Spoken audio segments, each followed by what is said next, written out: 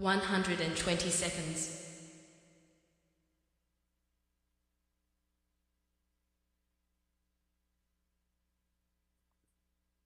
110 seconds.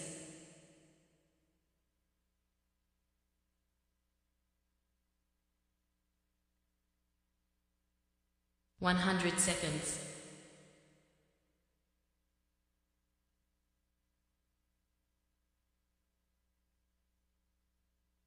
90 seconds.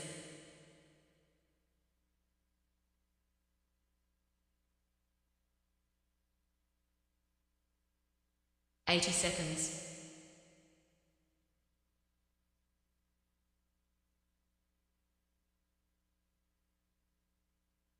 70 seconds.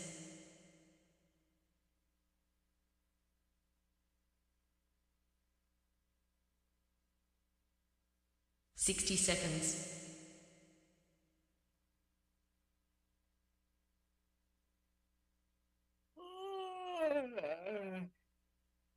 50 seconds.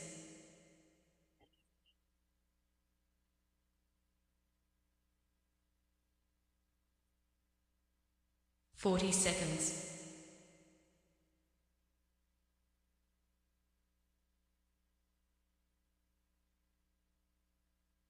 30 seconds.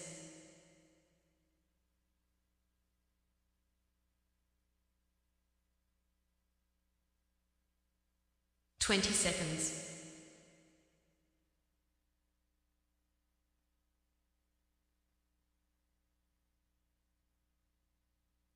10 seconds.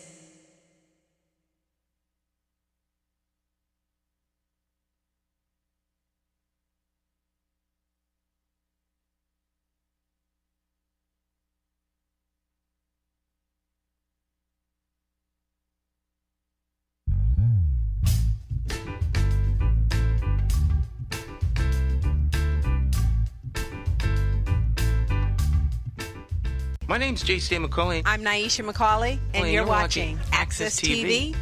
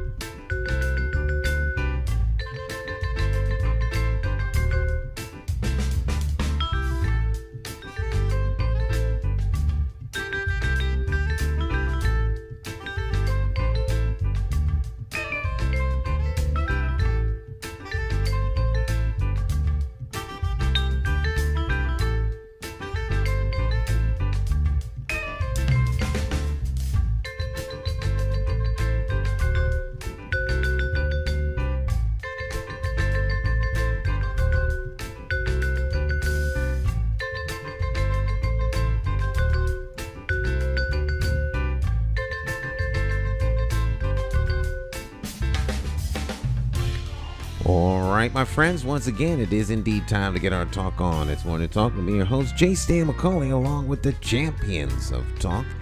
This morning, we got two talk champions in the house and a special guest joining us in a little while. We got Cacique and Dr. Maya Bowen, both in the house this morning. Yes. Dr. Bowen, how are you? Feeling pretty good on a Wednesday. I'm back from vacation, but I'm on my way to another one, so it's all good. I'm enjoying the summer so far. I went to the Caribbean for the first time, so I've got my international stamp, and looking forward to doing some more cruising. And just taking one day at a time, especially with me being in this new position. There's a learning curve, but I'm a student of life, so I'm always open to learning. All right. Doesn't get any better than that. That's for sure. Dr. Cacique is in the house. All right, now I just got a promotion, Dr. Promotion, Maya. there you go. I see that. I see that. Well, Dr. Maya, I agree with you. Congratulations on your vacation. Have a great time and do it in safety and in good health, man. That's the best. Absolutely. Thank you so much. Yeah, you're welcome. And you know, I said this to you earlier, and I want to say it so the audience can hear it, but you look so happy and excited today, and your smile is brighter than usual. What's going on, Dr. Bowen? Listen, I have an attitude of gratitude. I'm grateful to see this beautiful day. Nobody has seen this day before, and so I'm ready to rock and roll and take on everything that comes towards me with an attitude of gratitude, and just take one moment at a time, and let's go with the flow. Become like water, like Bruce Lee says. That's what's up. Be water, yes. Beautiful. So, Dr. Maya, listen, let's jump right in, man. The crisis now at the Board of Education, we've spoken about, you know, some of the things that are going on. I'm getting calls from principals now talking about how Leslie, and incidentally, that principal over at the Trinity Magnet was fired. They made it seem like she resigned. They gave her 2 months' salary, and then they blamed it on the black secretary. But she got fired. You know, they did it like that so she can go and see. This is what they do. We have to talk about this. This is what they do.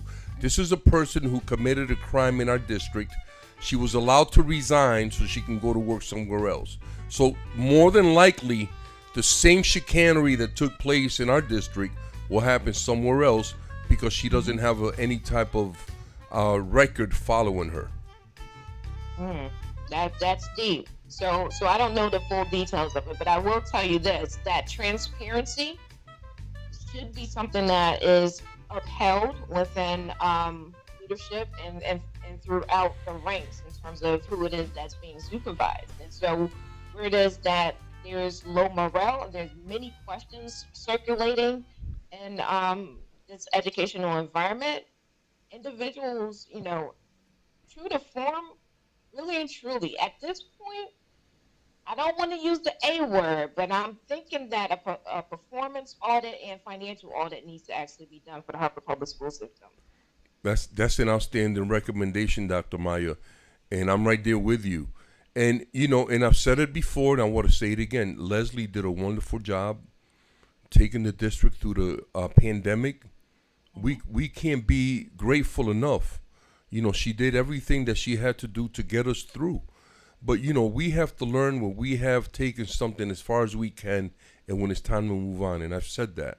So not only do I agree with the audit, but I'm going to continue to press the issue that, you know, we need a new superintendent. And while I'm on it, I want to say that it should be somebody. We have some individuals that are phenomenal leaders, and we have people that are not principals that should be principals, you know? So, yes. So interestingly enough, hiring from within is something that actually should be done within the Harper Public School System, because who better to understand what has gone on than individuals that's currently been involved in a significant way in regards to the ins and outs. In terms of the community aspect for our schools, there's a major disconnect when it is that you bring individuals from the outside in because they have no relationship formulated with the community. Another question for me in my head that I've been pondering is, how is it that you go into a position and not get to know the community or operate as a community-focused leader? And altogether, the way I see it, and this might be conflating things, but the way I see it, everybody within an educational system is an educator. So for those who are classified as students, from the custodian all the way through the principal and superintendent, they are all educators, and they can't get around it. So what it is that they model before the students is being internalized by not only the students, but their parents and guardians and community members that are looking from the outside in. So now's the time to actually shape up and really and truly show and prove in terms of the words that you proclaim in terms of being being or striving towards excellence. Make that happen. It's got to become tangible because your words say one thing, but your actions say totally the opposite. And Dr. Maya, I was having this conversation with a friend of mine this morning, but I believe that all policy should be driven by the community. You know what I'm saying? Like in terms of how we're policed, we should drive that. How our children are educated, we should drive that. So parent involvement, parent feedback, that's always important because it lets them know that we're watching, that that they're not going to do things in a vacuum on their own, that they have people that they have to be accountable to. So yes, I agree. I wholeheartedly agree with you, Kinsuke. The sad thing about it is that from a historical and present reference, there are gatekeepers that parents and guardians meet up with that do not welcome them at all. That's a sad reality of it, right? And so if it is that I become dissuaded in engaging with a gatekeeper at any educational facility that I go to that my child attends, depending on my personality, I may not want to even engage, right? Because I'm not welcome. If I'm not welcomed, then I'm not going to participate. So it all lends towards how it is that we're treating each other in terms of respect and whether or not we are gracious with our welcome, not treating parents and guardians as the enemy to a system that actually becomes their quasi parents and guardians when they are within those facilities. So that's really something to think about. You can't meet me with an attitude and think I'm not going to feel some type of way about that. Well, and Dr. Maya, I mean, I can't say enough about that. That was a theme that was constant for me when I worked in Hartford and in New Britain. I told both superintendents and I told the principals many times about how unwelcoming our schools are to parents, and they make parents feel like they don't belong there. What are you doing here? Why are you here? I remember one time in New Britain, I called the parent in for a meeting, and they have this rule that you got to have ID, so they take a picture of your ID. So a parent came in for a meeting, and they didn't have their ID, and the secretary knew this person, knew they were there for a meeting, but yet turned the person away. So I came over and I said, wait a minute, this person was here the other day. You got their picture right here. Pull it up. And we were able to resolve that. But the secretary, a very racist person, turned that family away. Just like that.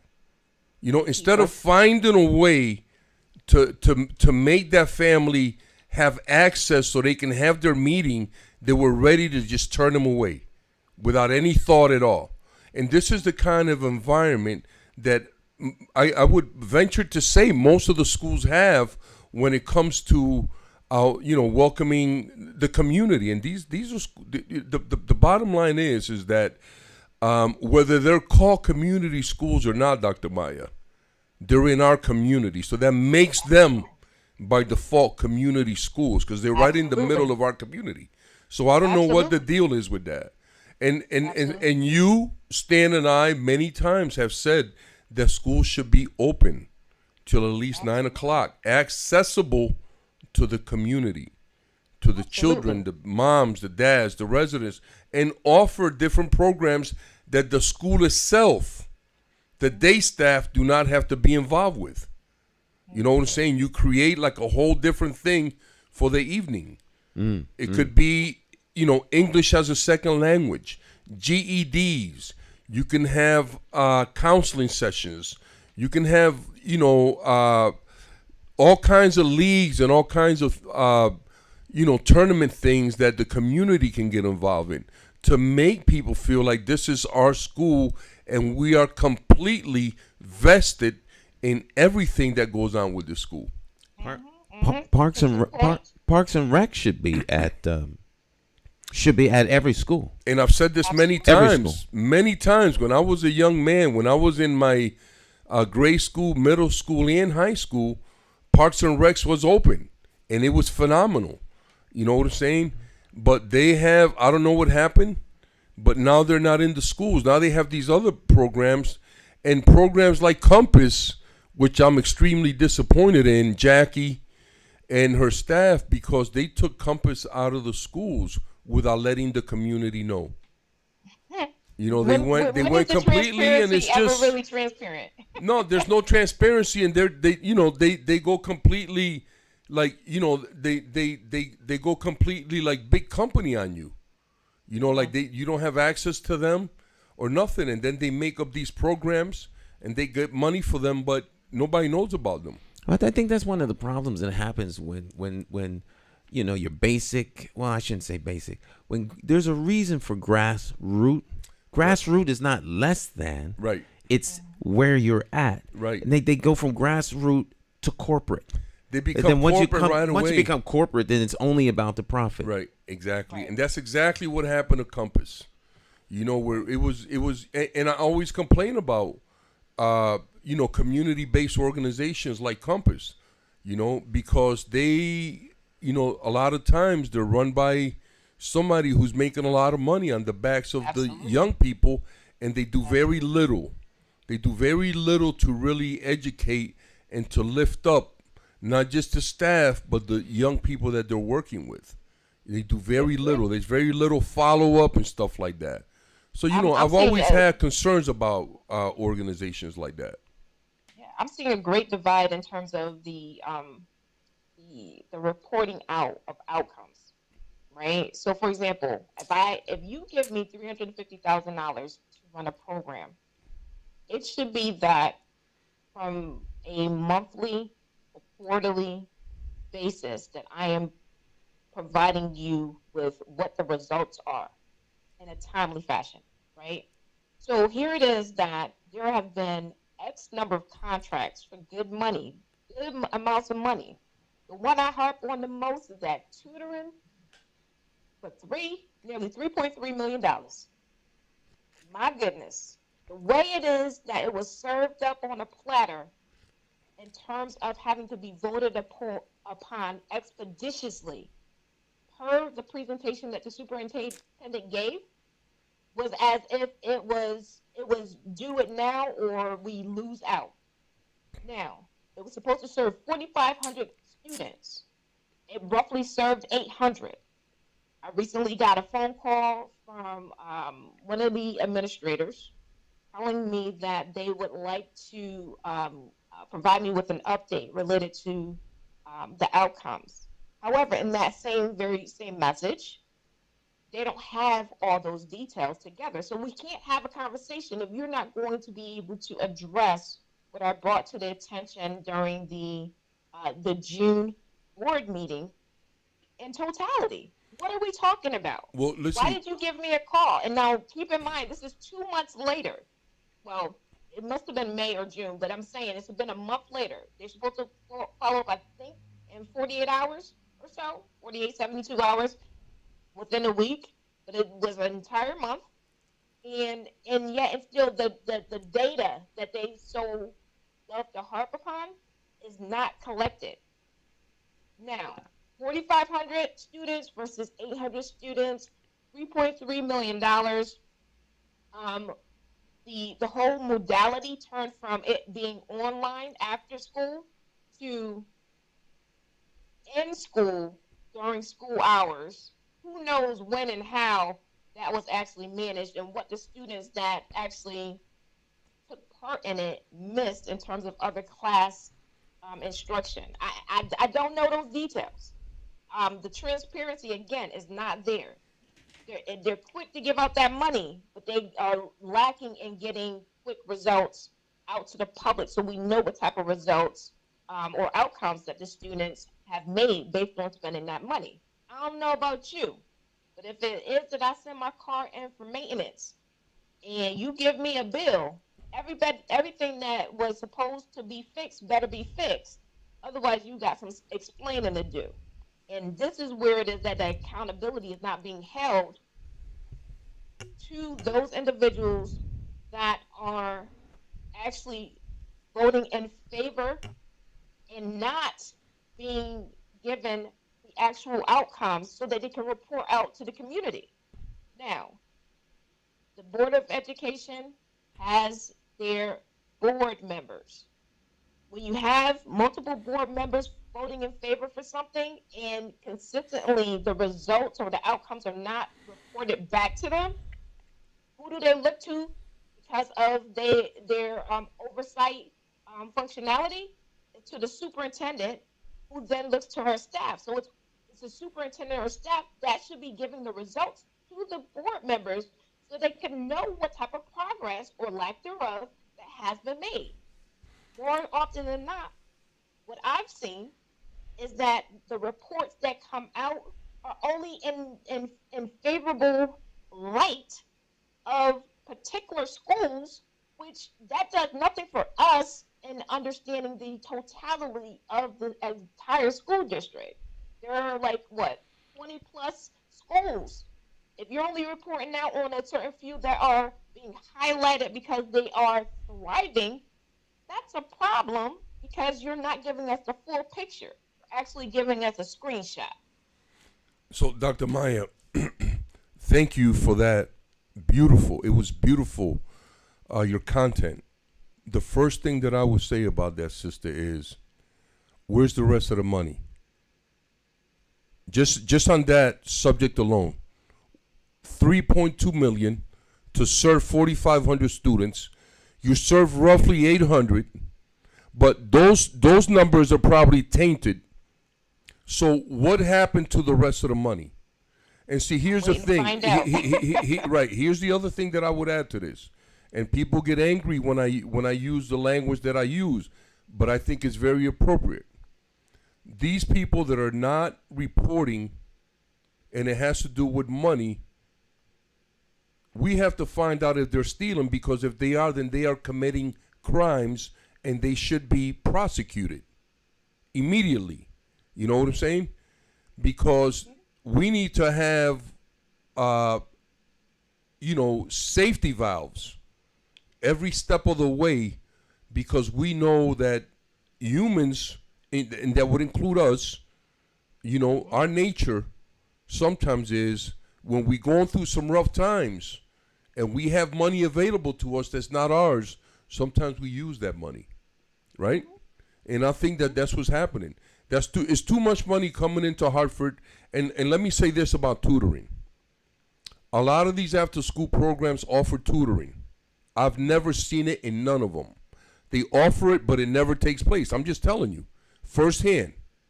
Okay? And then this thing with tutoring during the day, that means that there's a strong possibility, Dr. Maya, that our children are being taken out of their class to be tutored. I don't like that. Well, if you're tutoring is something that should happen after school. You know what I'm saying? So they can have the regular day. Yeah. So you know what I'm saying? So if I'm in math and you're gonna take me to tutor me in science, that don't make no sense. Now you're missing out on math and science. Eventually I'm gonna need tutoring in math, because I'm missing out. So I don't know who comes up with these ideas, but that's what I mean by policy has to be driven by the community, because it's like Stan said earlier, right? Any entity that becomes corporate no longer has the interests of the people, whether it's their employees, the people that they're supposed to be serving. In this case, the Board of Ed does not have the interests of our students when they're doing stuff like that. I would lean back on the Board of Ed just a little bit. So here's the thing: there's certain members that seem to like to play into being a little bit too associated in terms of friendship versus supervisory functionality in their role. So it's almost like they see the superintendent as a colleague and not as someone that they supervise, which they need to lend a no to. So there's no delineation in terms of some boundaries established for the purpose of being able to vote what would be in the best interest of the actual students. So it becomes a Versus good satisfying- old hold on guys for a club, second, Dr. Maya. Hold on for a second. Versus satisfying the request of the superintendent. So, at some point in time, as a board member, you should not feel like you're always saying yes.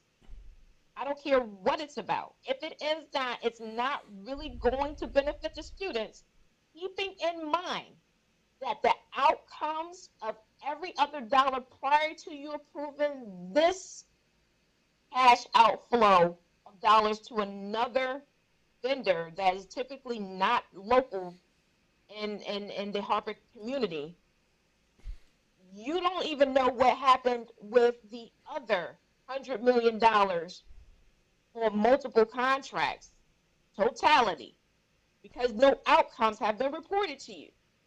And when they are reported to you, it's way past the fact. So how do you even adjust for making a actual decision?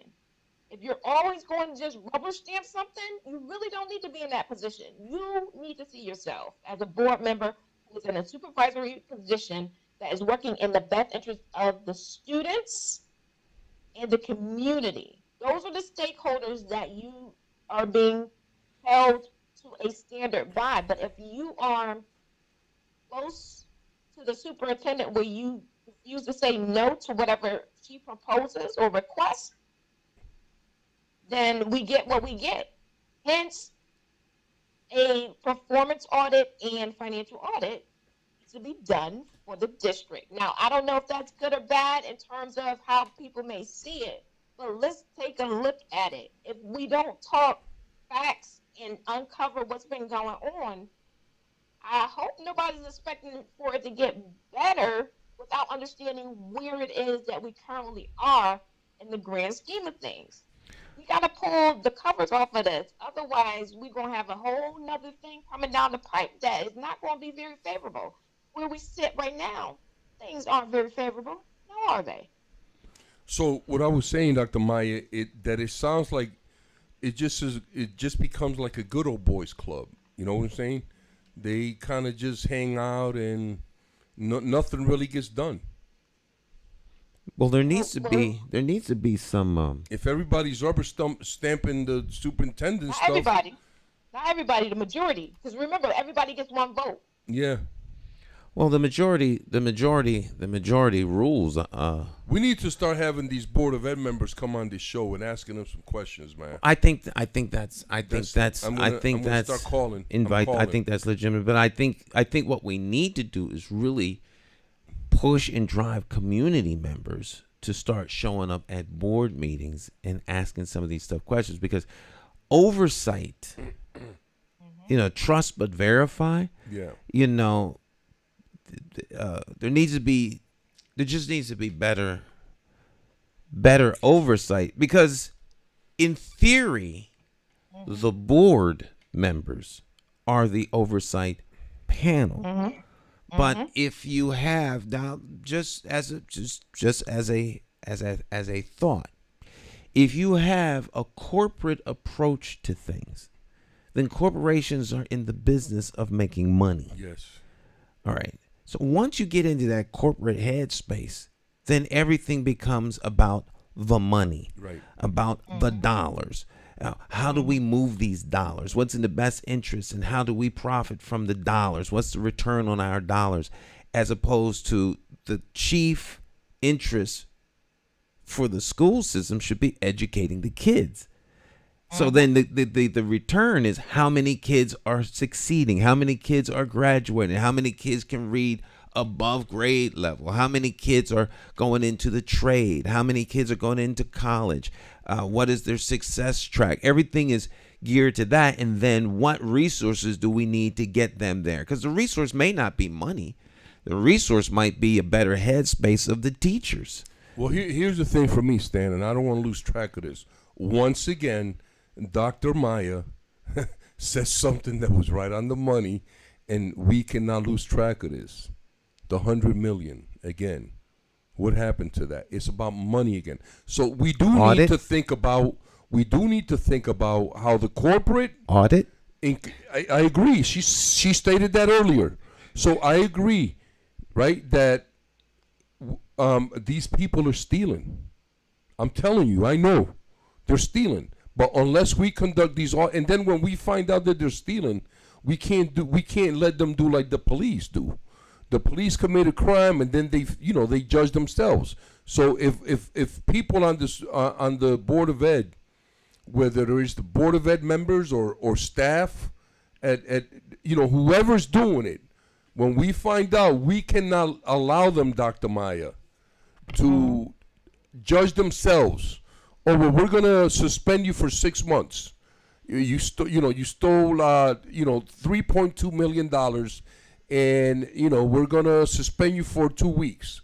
Because that kind of stuff goes on, and I'm very wary of that because on this show you say a lot of important stuff, Dr. Maya, that all these people know about, but yet nothing is being done, and that's really the thing that sticks in my head the most.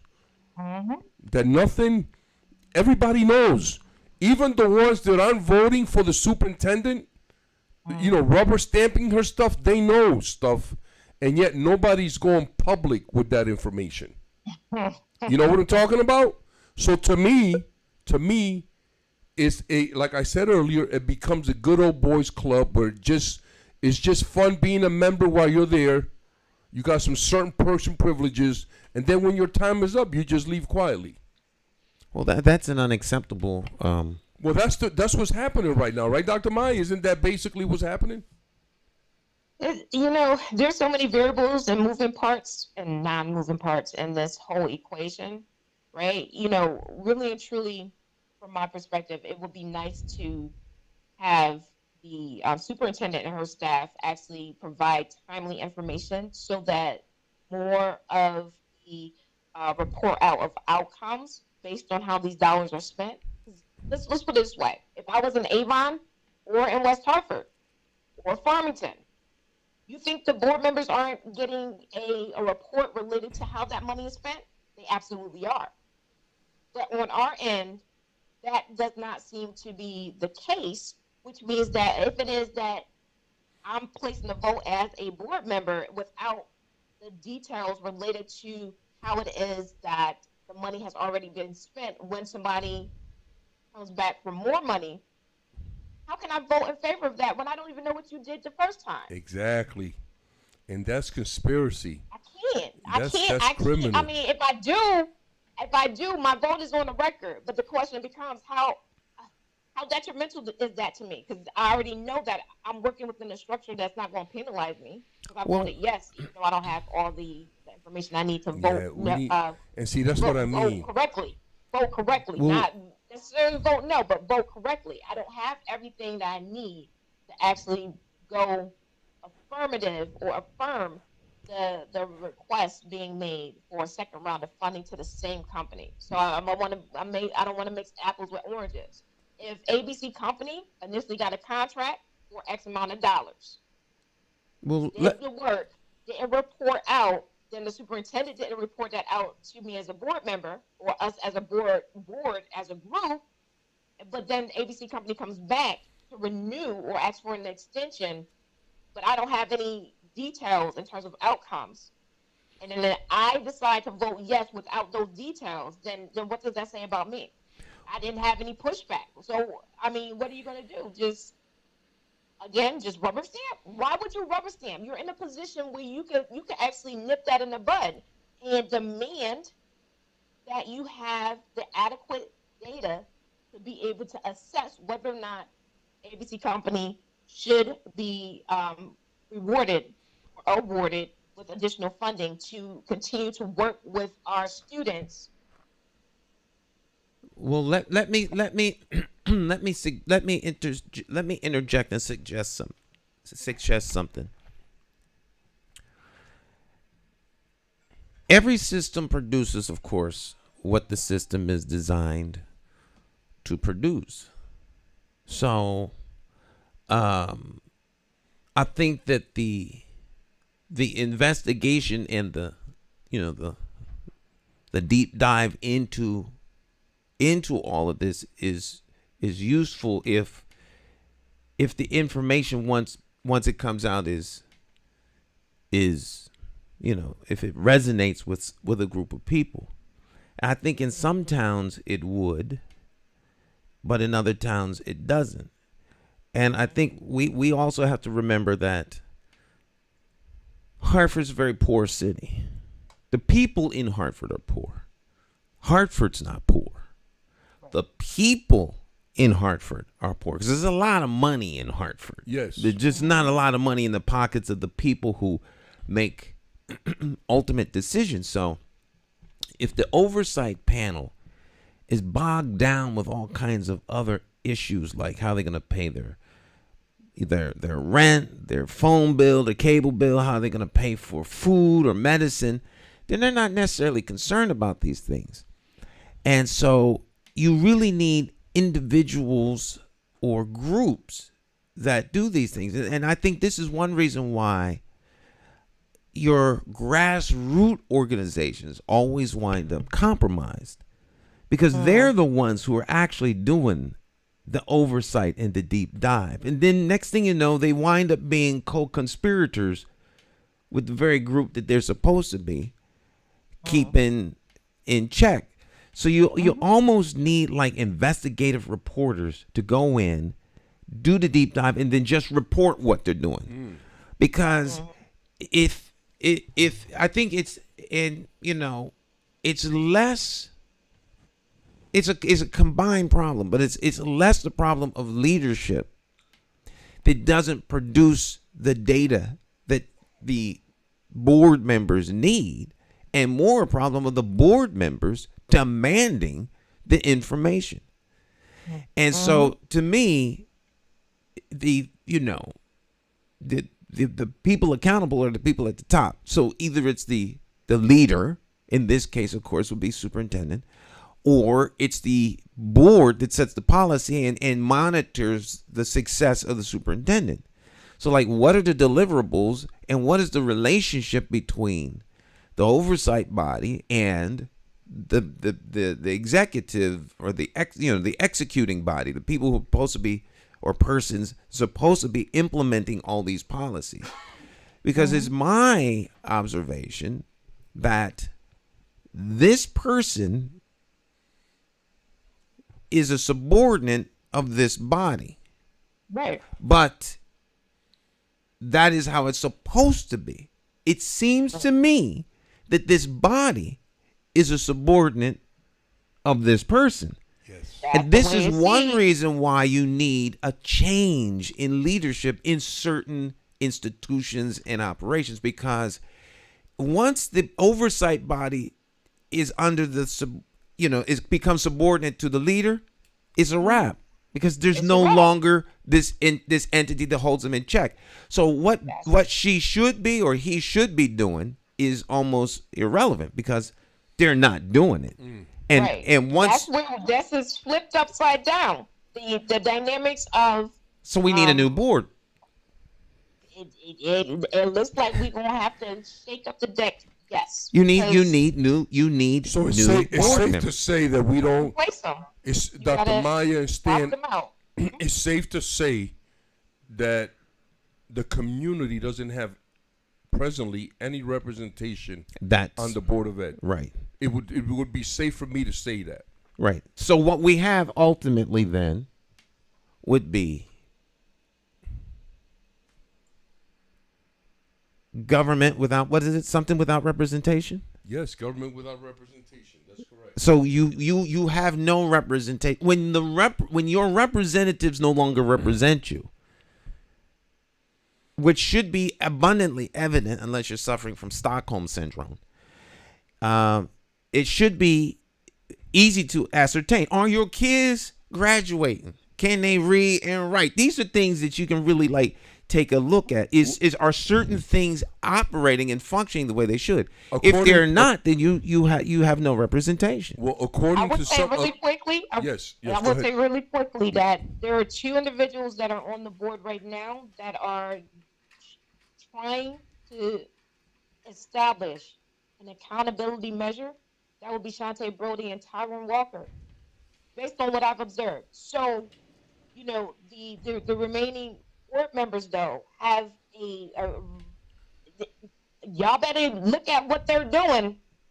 Look at all the videos. If they're recorded, community, y'all need to chime in on this in order for us to redirect the course of this ship. So we need to replace. We need to we need to replace the ones. Well, we need to replace the ones. We need to replace all the others except them. Well, let me say this though. Let me say this real quick. When Shantae Brody came on the board, I was in some committee with her or something, and I remember saying to her sister, the first thing you need to start doing is start rewriting every policy and every rule of the Board of Ed because it's all racist. And Tyrone Walker, I'm surprised to hear about him because he's one of the biggest supporters of the white power structure in Hartford. He's a member of the 6th District Town Committee. He supported all of the dumb things that they do. You know what I'm saying? So I'm kind of surprised to hear that he's doing something like that. Maybe he wants to be black again. Because, you know, we've had a lot of people. You can never not be black. No. Listen. A lot of black and brown people, sister, get up in the morning, and when they look in the mirror, they see a white person. I'm telling you, because of the way they behave. And now when they start to try to come back and do some things. I'm happy about that. Yeah, but you know what? In all reality, black and brown people, because of the pigment of their skin, are the only entities on this planet that can never claim to be white.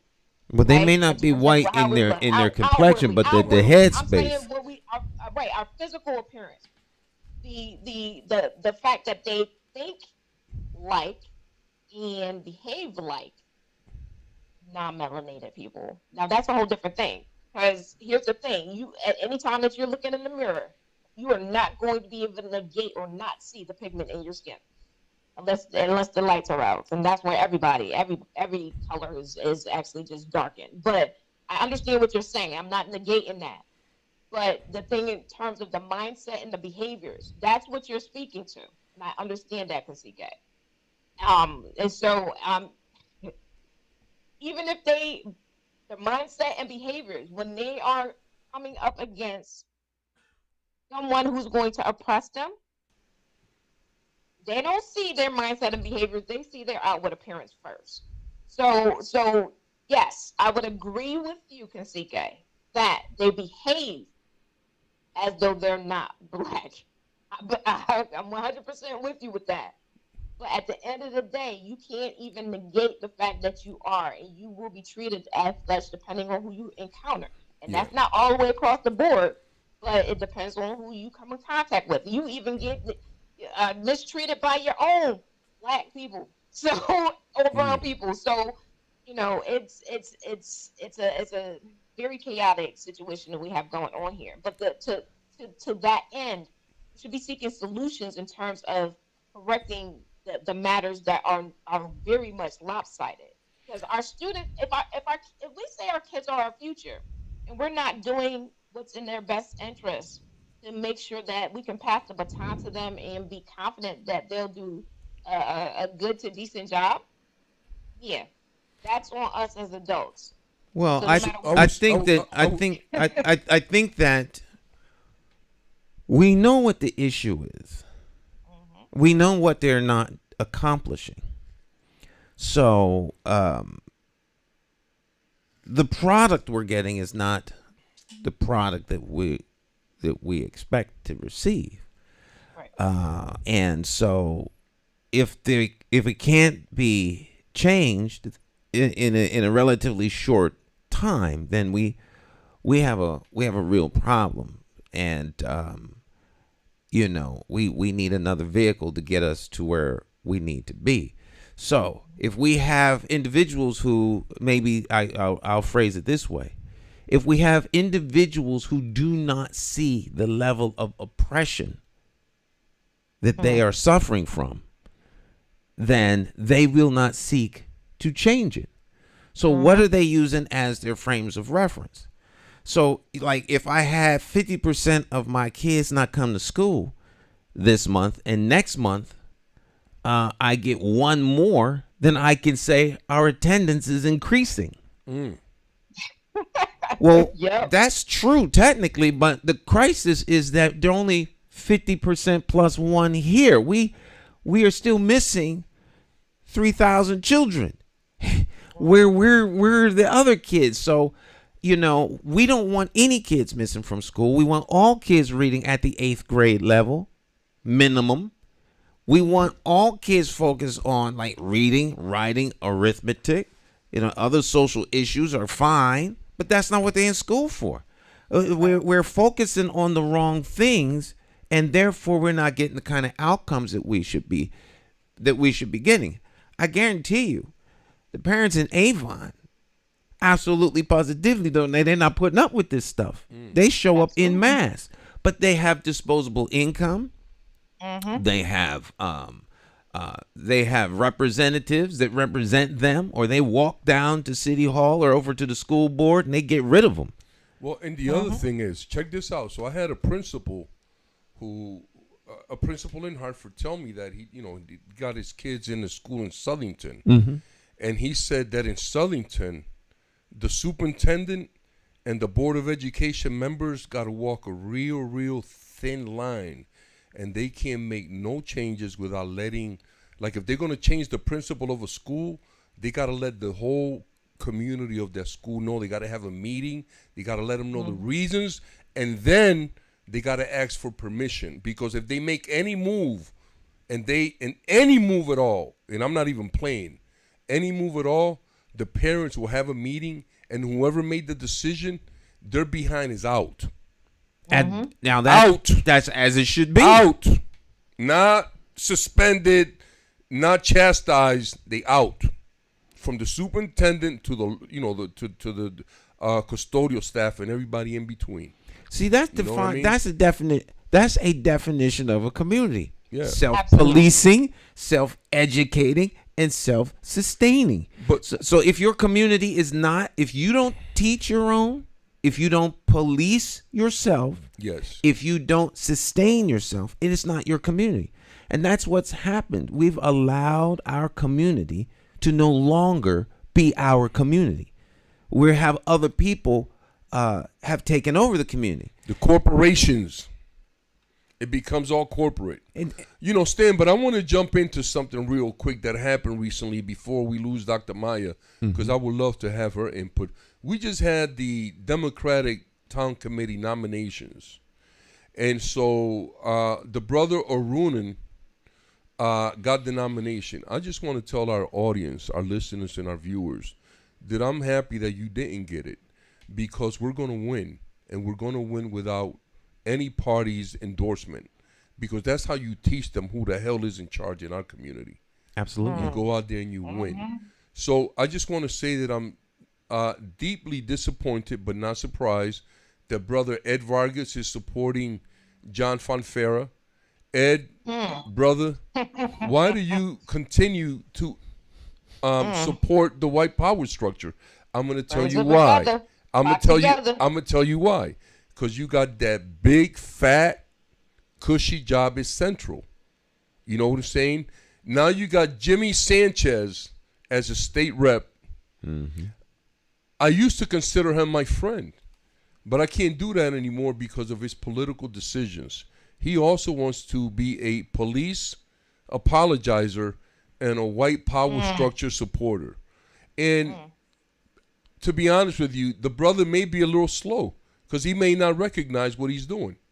So, I have to say that. We're going to be putting people out here. We're going to put you on blast because you continue to do the same thing that hurts our community. So, Ed, you get an F, but I'm not surprised, because you've been a white power structure supporter your whole life. Even when they turn their back on you, you come back and you still want to kiss that behind. So there it is, family. That's one of our, brothers that continues to do that. And we'll have others. What I would say to the community is to look at who supports who, and that tells you what kind of person they are. If they continue to support anybody who's a Democrat or a Republican, they're supporting the party. They're not working with our community. Stan McCauley is a man of the community, and we need to take a good, strong, hard look at him. He should be our next mayor. Let's do the right thing. I approve that message. I would approve. Even though I I didn't solicit it, but I'm forced to have to agree with you, because sometimes we may not like the way a thing looks, but it is what it is. It's like if someone slaps you in the face, and then they say, I didn't slap you. Yeah, but I felt that. Did you really feel me slap you? Did you see me slap you? Here they start gaslighting you. Now I think you moved your hand. You moved your face toward my hand. No, your face struck my hand. Yes, your face struck my hand, and it hurt. They'll have you believe in that. And that's what's happening here. They'll have you believing that your face is going around punching people's fists. Right. I'm telling you, Stan. And you know what? I'm going to press charges, officer, because he punched my fist with his face. That's what I'm saying. Let's take him away.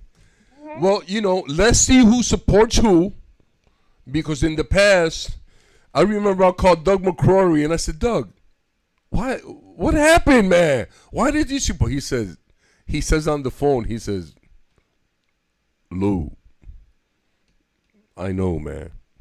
He couldn't say nothing. That's the best he could do. I know. Like he knew he made a mistake. So let's see who he supports now.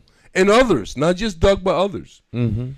I hear that Manny Gonzalez is supporting Arunin. No, who is she supporting? Senator Fonfara. Oh, they're all with Fon. And it's funny. I'm gonna tell y'all a story about John Fonfara. And this was told to me by Hector Robles, who's passed. Rest in peace, brother. Hector told me that it had happened to like 4 or 5 people, and he says he personally knew about it. He says because it happened to him. Mm-hmm. John Fonfara told Hector was running against him. He said, Hector, don't run against me. Next time, I won't run and I'll support you. And Hector said he seemed so honest, and he said it with such conviction that I threw my whole lot behind him. So next time around, I'm thinking I'm going to have John Fonfara support. I'm a shoo-in. So John Fonfara runs again. And this time, Hector doesn't buy the line. But there's another person who's running that's looking better than Hector. So John goes to him with the same line. He gave Ed Vargas the same line. He gave Manny Gonzalez the same line. He gave what a way to take a couple out your others. He gave a couple others the same line. And I just gotta say it, man. John Fonfara is what we define as a slick ass cracker, because he goes around and he lies and he lies and he lies, and this is what the people want. That's why Hartford is in the situation that it's in. Him and Eric Coleman are proud of standing up and this is recorded, right? They're proud of standing up and saying, we Eric and I have been in office for so many years, and we've seen our district decline in other districts, or we've seen other districts decline in our own. And so when they said that, the only thing that came to my head immediately is, then why are you running? If you have been unable to stop the downfall of your own district, what is your plan for our city? You know what I'm saying? And in my country, and I have to say this, and about anybody who supports the white power structure, in my country, we say that fresh people like that have to wash their face with urine in order to come out here and be able to do what they do. You got to have they're fresh. They're fresh people. They don't respect us. They don't respect our children. They don't respect our elders. They don't respect our way of life. And we have to put an end to this. You know what I'm saying? And we have to take charge of how everything is done in our community. The way that we're policed, the way that our children are educated. Stan, last week, and Dr. Maya, you know this more about this than I do. Several weeks in a row, Stan has talked about how, I think the number is 41%, Stan, of our population is illiterate. Oh, that's on the low side. the low side, 41 to 61% of the adults in Hartford are functionally illiterate. That means that they cannot read an ATM machine. They can follow directions, but they can't read directions to do the job. And that's awful because and Dr. Meyer, you can chime in on this. The follow-up question to me is, if 41% of our adults, and that's the low number, are illiterate, what's that say about our kids?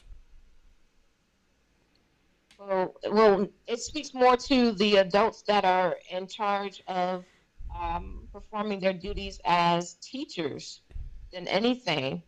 Because if it is that none of us get to choose our parents. So if my parent is already illiterate, and we have a school system in place that's supposed to teach, then what are they teaching in order to get results in terms of learning, so that the students are actually able to do the basic minimum of being able to read at grade level as well as do math, right? So if we took out all other disciplines and reading and math in terms of the whole English with inclusion of comprehension and writing, if those were the only things that we needed to focus on, and we're failing at that, how do we expect for them to actually tackle science? How do we expect them to tackle civics? How do we expect them to tackle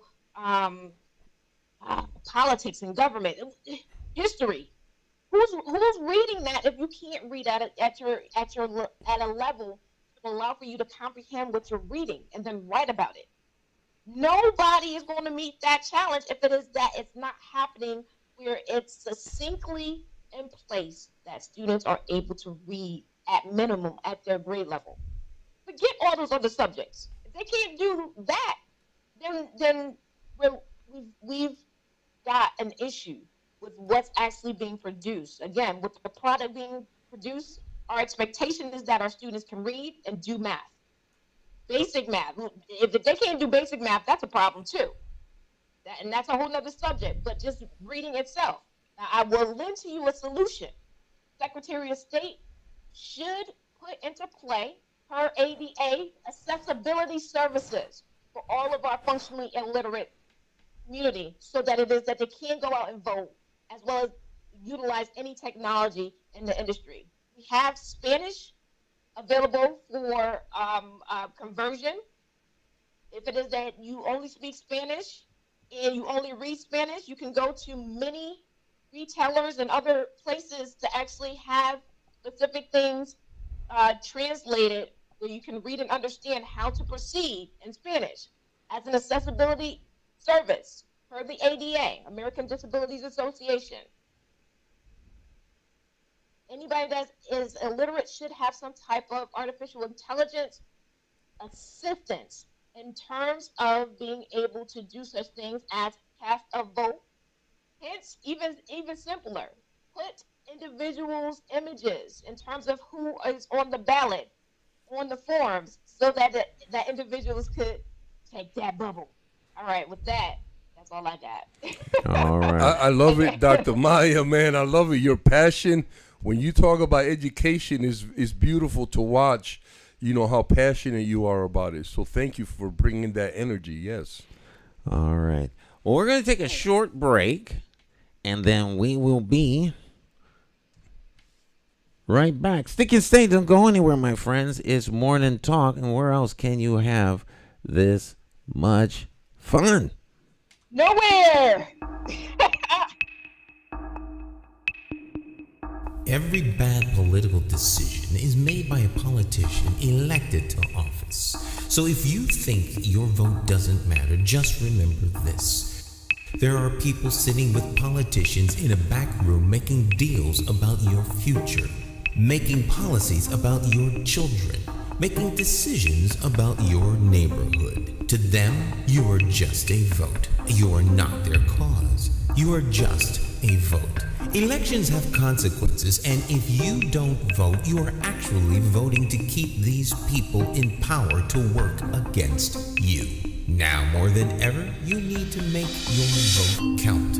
It's time to clear the air and vote for a mayor that is unbought, unbossed, trusted, and accountable to you, the constituent. My name is J. Stan McCauley, and I am an independent thinker, and I approve this message. I'm asking you for your vote on Tuesday, September the 12th, 2023, in the Democratic Party primary election for mayor of the city of Hartford. For more information, visit McCauleyformayor.com. Have the courage to vote your conscience and vote for the name you trust and know. Vote J. Stan McCauley for mayor.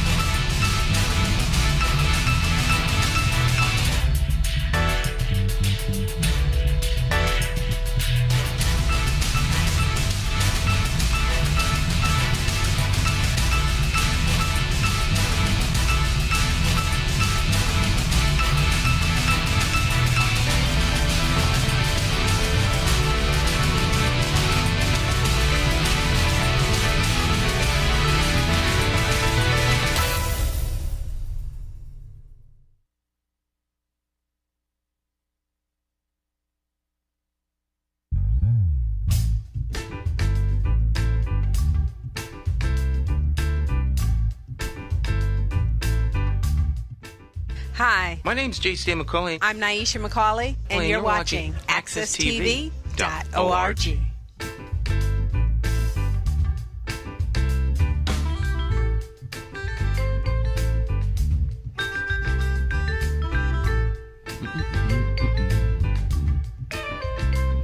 The incomparable Jay Hogarth in the background.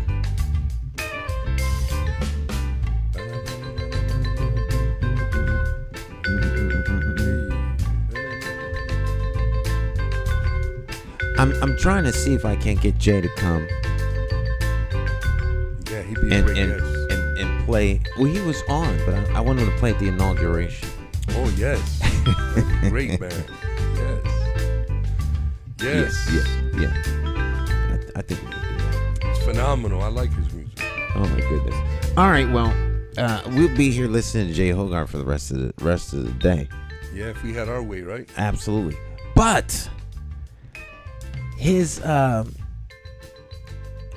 album deals a lot with consciousness and headspace and bringing you into that right place. You know, if you look at the song list and what the album is about, and so that kind of like ties into what we're getting ready to talk about now with our special guest that's going to be joining us here at the 9 o'clock hour. And I always let the producer who brought the guest do the introduction. So, Cacique, you had the floor, my friend. Thank you, Stan. Well, I'd like to welcome Dr. Katie Ann Reed. She's a PhD in public health, and so we're very, very excited and happy to have her. Welcome, Katie Ann. Thank you for having me. It's a pleasure to be here with you and your audience this morning. So, Dr. Reed, a doctor of public health, what exactly does that mean? I mean... That's a really good question. And I think during the pandemic, I think a lot has been said and known about what is public health. So my doctorate is in public health. I received that at University of Albany in New York, upstate New York. So what that means is that a doctor in public health, we're well equipped to address population level health. Unlike a clinician who work with patient one-on-one, all those data that has been collected at the individual level makes its way at a aggregated level for us to now see what's going on in the community, in the population, to protect the population, to prevent major health issues that we're facing right now in the population. So, in a nutshell, public health address health at the population level. Outstanding. So, Dr. Reed, do you write some of these policies? Do you like critique them? What is it that you do with that?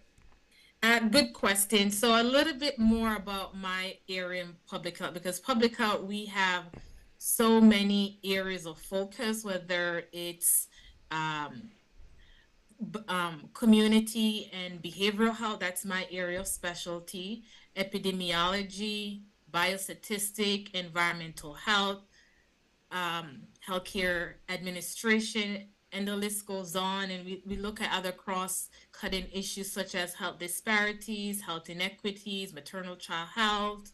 So those are some of the issues, our topics we covered. But in terms of my area of specialty, I consider myself a social behavioral health specialist, where I either, as a public health practitioner, we look to put out program to address a health issue. So when I worked in the state of New York in the Department of and Evaluation Unit, we look to see what are the childhood obesity initiative the state was putting out to address the childhood obesity initiative. And from there, are we doing what we're saying we're doing? Are we making use with public funding to address the obesity epidemic that was disproportionately affecting particular Black and Brown community? More of my public health practitioner standpoint, I do a lot of evaluation and program planning. So I work with community-based organization around the Greater Hartford area and even outside of the Greater Hartford area to evaluate to see whether their program is doing what they say they want to do for the community, and whether the program is effective at decreasing the initiative, the health condition that the program want to address. From an Wow. academic standpoint, because I am also a professor, I teach those very same things that I practice to help address inequities that disproportionately affect our Black and Brown communities. That's outstanding.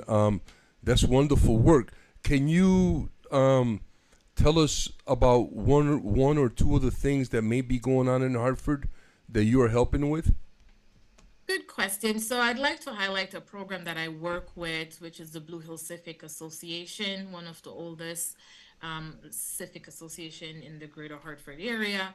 So I work particularly with youth, their youth program that provide services for our children to either be successful and complete high school, or provide services for youth who um, may need the resources or safe spaces, because we know what's going on in the Greater Hartford area.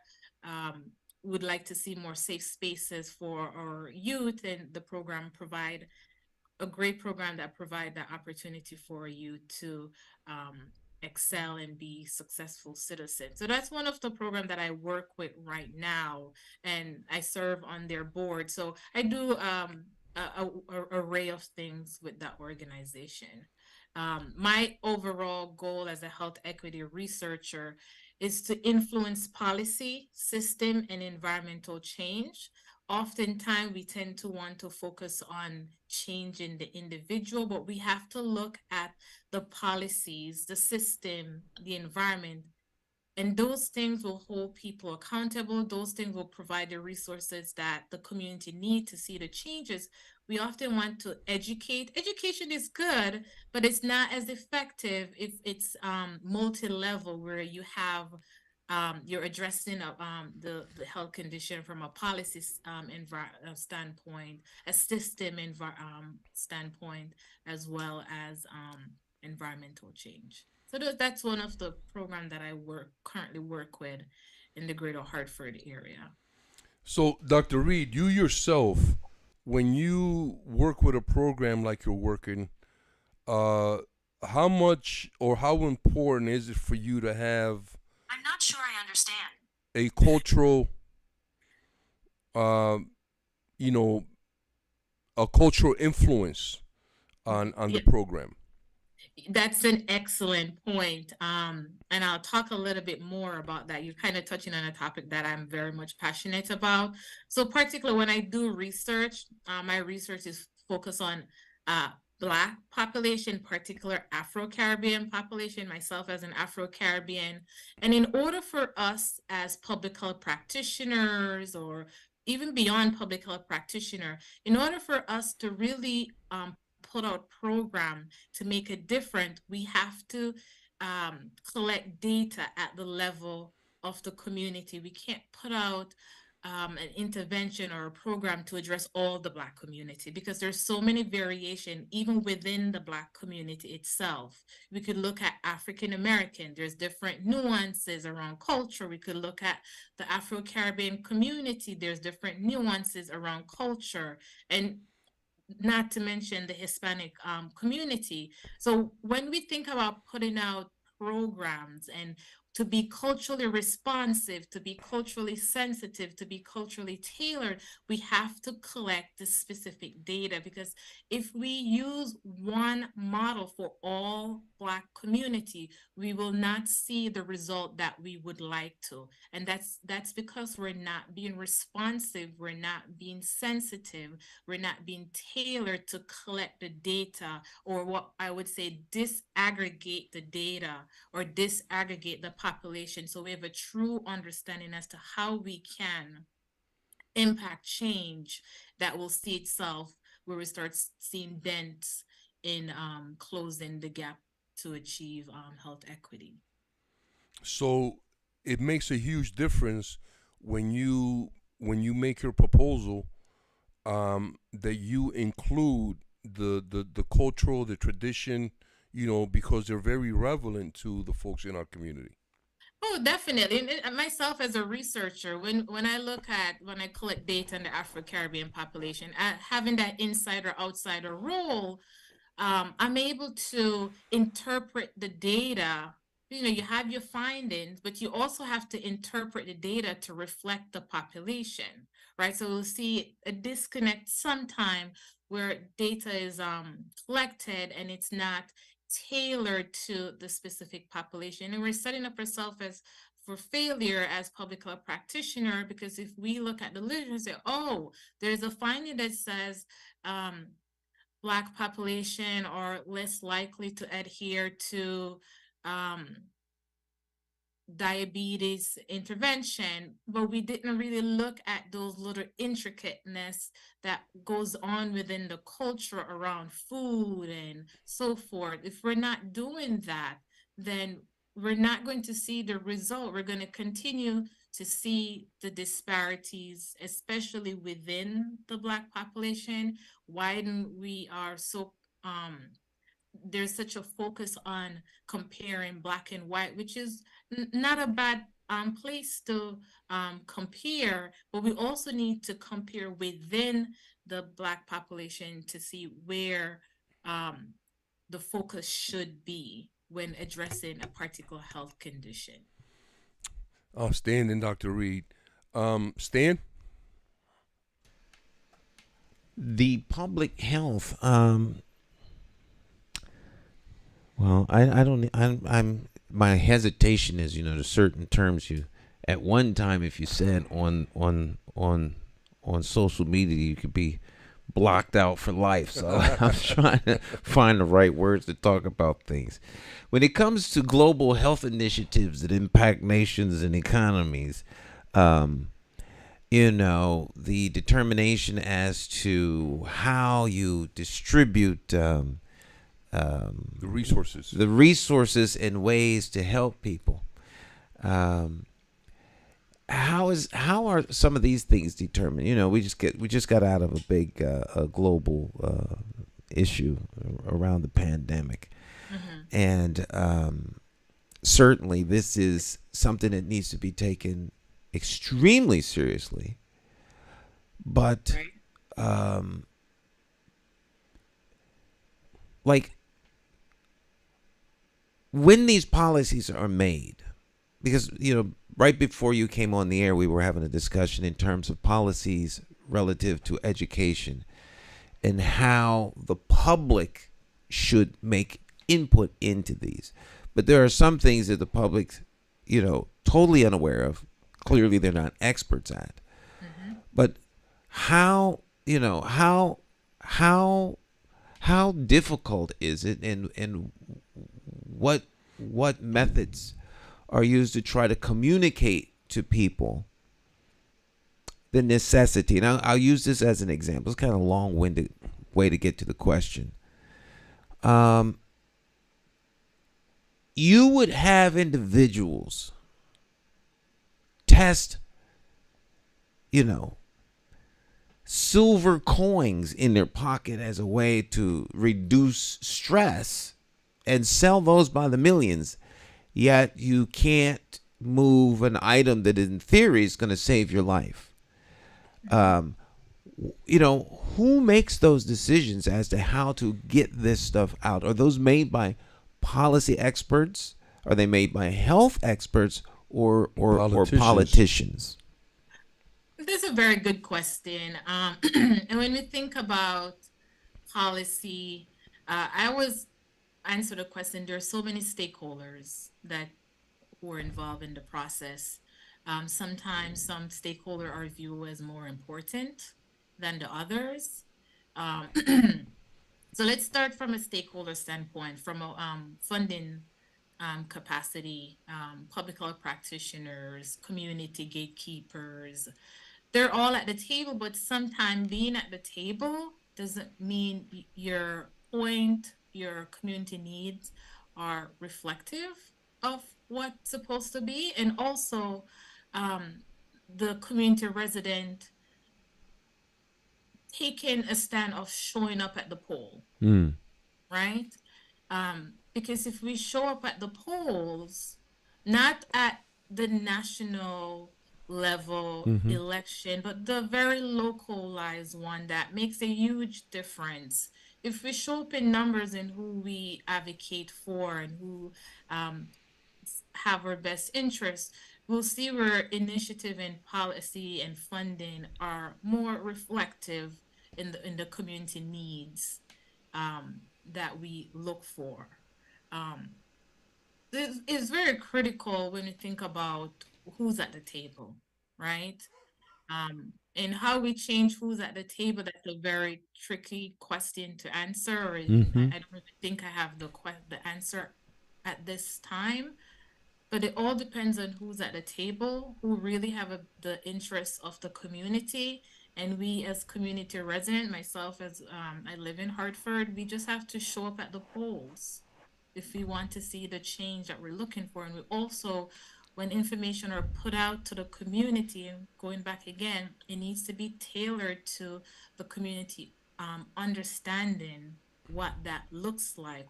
How will it impact their community? How will it impact their family? How will it impact their pockets, right? So I don't think it's put out to the community in that sense, in a broad base. I would like to see more of that.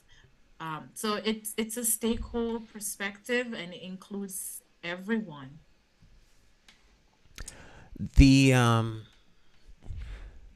I don't think you can overstate the importance of showing up at the polls, community involvement, because in terms of the polls, because of how the wizards of smart and the chief, I'll call them the architects, because the architects make the presentation to the stakeholders, and then they decide which stakeholders they want to listen to in terms of moving the product forward. And when you show up at the poll, that your presence is kind of like a currency that they use, because Lou or Kasike mentioned earlier about the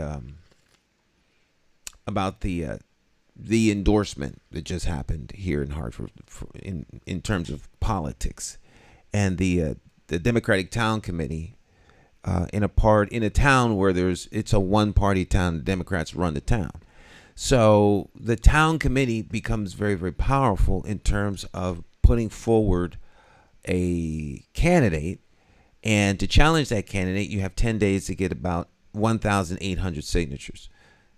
About 2,500 to 3,000 to be on the safe side, because some of those signatures won't matter. Now, those are the party rules, and it is what it is. But having said that, they make it extremely difficult to challenge the will of the town committee. There's about 77 individuals, so you need half plus one to determine. And the reason I go into this is because if the individuals that make up the town committee have personal interests or even tiny micro interests within their community, they're very easy to siphon off in terms of, well, I can do that for you. I'll do that for you. But they're doing it for you, and they may not really be representative of the community's need.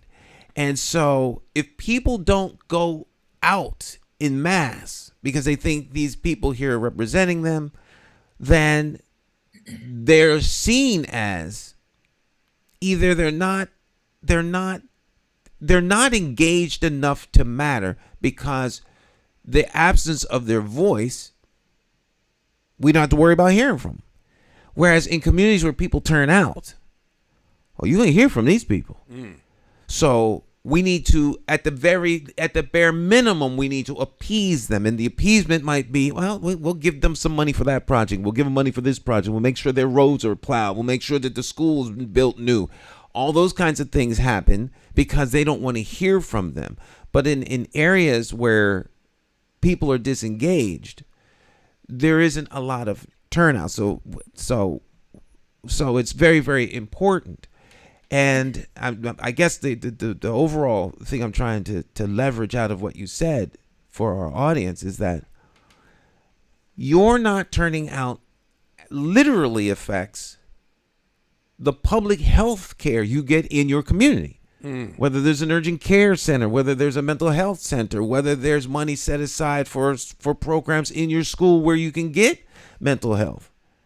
If there's communities that are poorer or impacted by poverty, oftentimes have issues around crime. So, does the school have emergency teams that come in and give you mental health care and talk to you or crisis teams that come in when situations happen? Or is it something that, is kind of like, oh, well, that's just a normal way of life in that community, so we don't really worry about it. And so all these policies that are made, I would imagine, by people that are in your position. But if the people that you are trying to help are disengaged, it would seem to me that makes your job all the harder. Well, I mean, as a public health practitioner, I would say that we can't change everything. We can't change everyone. If we make a change for one person, that one person change another person, it trickles its way. So we don't go into the field of public health. Well, I would say for myself, our goal is to prevent and protect the population, but we know that we're not going to do that for everyone, right? And I want to go back to my statement earlier around policy, system, and environmental change. In order for us to see the changes that we want in our community, we have to move beyond the individuals and focus at the level where those changes impact individual behaviors. So if we're looking at a particular health condition, probably I'll go back to violence in the community, which is a public health issue or public health crisis we're seeing across only in Connecticut. But we have to look at the policies in place. We also have to look at the individual level, but it has to be a multi-level approach. And we also need to look at what's going on in the particular community. What are the ways that we can be more responsive, culturally, sensitively, tailored to see what exactly we need. If we think about addressing these health conditions, how can we start addressing these health conditions before we even get to where we are? If we're using a life course perspective, right? So life course perspective look even before pregnancy, all the way up until the person is an elderly. So how can we use those theoretical framework that we have in public health to help frame and address and reduce disparities while addressing or while achieving health equity in our community? That's beautiful, Dr. Reed. I've often said on the program that any issue that deals with black and brown folk has to be dealt with through the lens of health. This way, there's more of a conscious effort by the health community to really help with some of the things that we're talking about on this program. Now, with that being said, Dr. Reed, do you think that the way that black and brown people vote can be addressed through the lens of health? This is my perspective, and I think during the pandemic, I see a lot of work being done around whenever there's a policy, there should be something policy in health, because everything about our life have an aspect of health. Just like now we're seeing a more initiative around trauma-informed care, right? Yes. Any policy, anything that has to do with the population should have a component of in health. And if we are proactive when we design our policies to include in health or to be trauma informed, we will be better equipped rather than being reactive to what we are experiencing. Right, so if we put those in health, if you're putting out a policy around transportation, there should be something in there that address health, right? Because if you look at the pandemic, during the peak, the first wave, it crippled our community because we weren't as prepared as we would like to address those elements that public health affect every aspect of our daily life, right? So anything that we put out, even if we think it doesn't have anything to do with health, we should have this in-health component so we're not reactive when we are caught off guard. Man, what a beautiful answer, Dr. Reed. I am completely in accordance with you. It's so good to have you. We look forward to having you back again in the near future to continue this discussion. Thank you so much for coming on. I know how busy you are, and I know that it takes a lot of effort for you to move your schedule around. So we're very grateful to have you on today, Dr. Reed. Thank you. Thank you for having me. It's a pleasure to spend time to kind of talk about how we can address and reduce disparity while achieving health equity through policy, systems, and environmental changes. Absolutely, man. Thank you so much, Dr. Reed. Like I said, we look forward to having you back on in the near future. Absolutely. And have a wonderful day, and thank you for all that wonderful information, man. Let's keep growing and let's keep building. All right. Thank you all. Be well. You too. Sister, peace. Amen. So Stan, man, what a wonderful guest. Absolutely. Great information. Great information. Intelligent, man. And it's like I like to say, Stan, there's brains behind them good looks, man. She's outstanding. I'm grateful that she came on, and moving right along, brother. I just want to give out a couple shout outs, but the first one is going to go out to what's his name? Now I forgot the guy's name. Walden St. Just and his beautiful wife Melissa St. Just.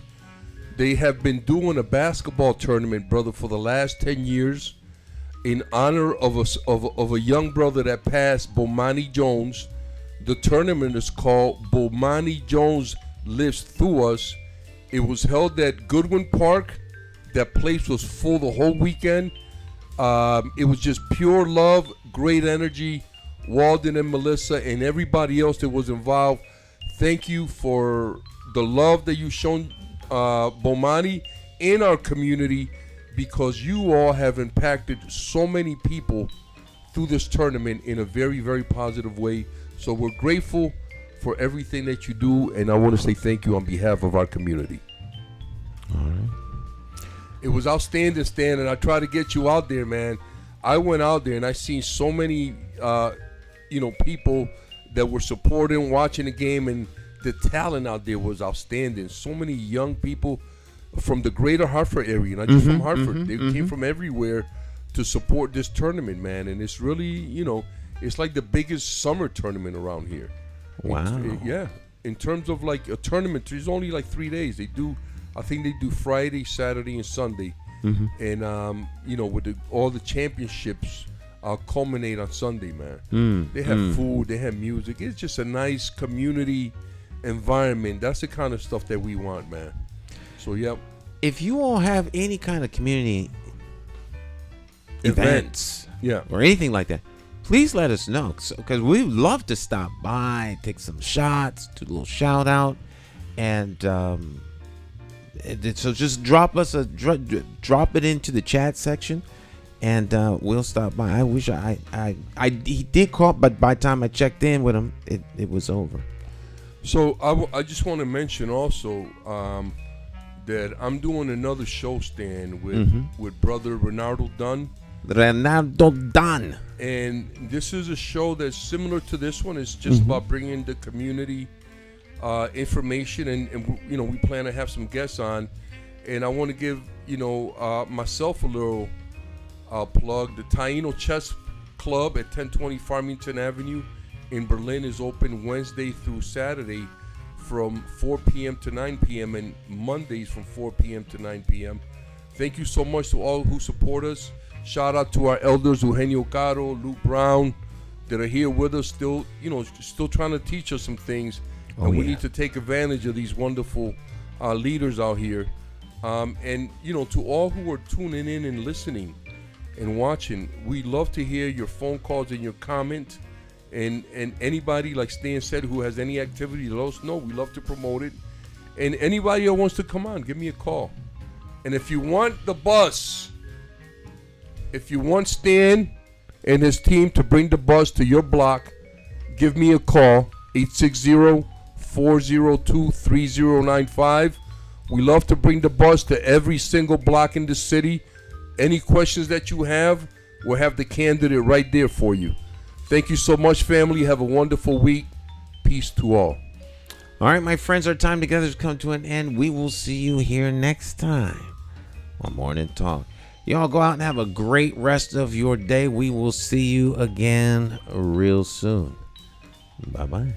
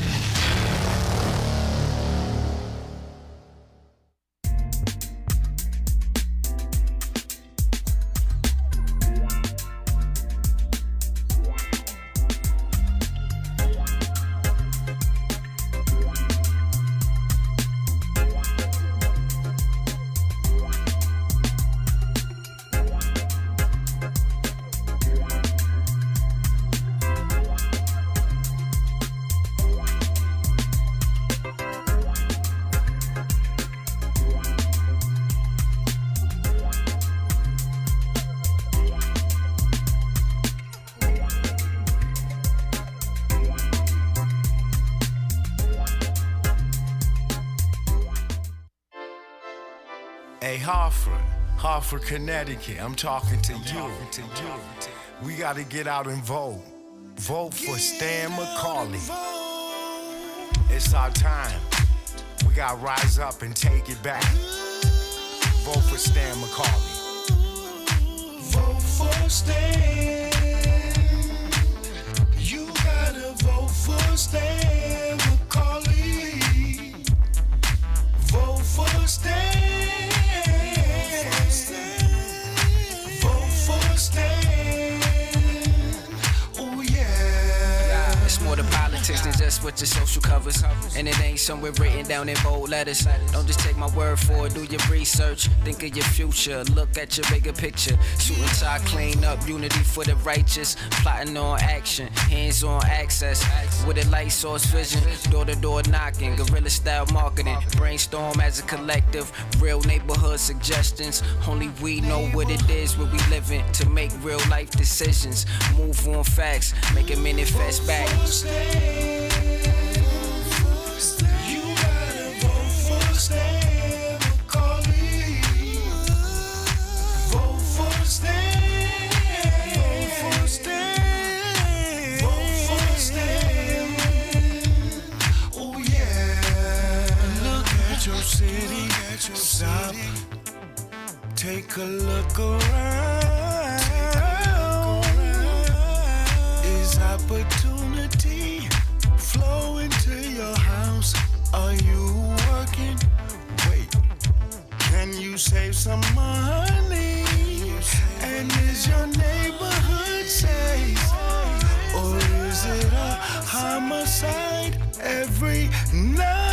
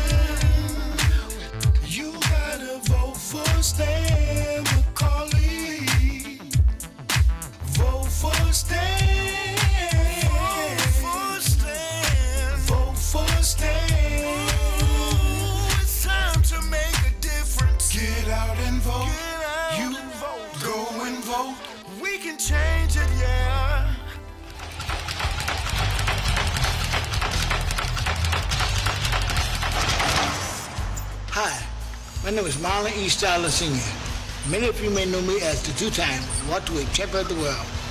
I'm here to tell you that Democrat J. Stan McCauley, as our next mayor, will fight for you until the last bell. Help me throw a knockout punch. Go out and vote for Stan the Man. My name is J. Stan McCauley, and I approve this message.